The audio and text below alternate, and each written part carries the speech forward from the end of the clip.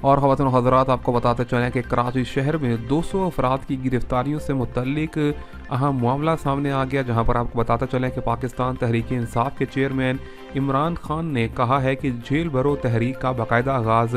हो चुका है। 22 फरवरी से इस तहरीक के शामिल होने वाले अफराद जो है गिरफ्तारियां देंगे। आपको बताते चलें कि कराची में आज कैंप लगाया गया था, जहां पर 200 से ज़्यादा अफराद ने जो है रजिस्ट्रेशन करवा ली है। और उनका कहना है कि पीटीआई की जो नौजवान नस्ल है वो किसी से नहीं डरती है, और ना ही आवाम जो है वो किसी भी तौर पर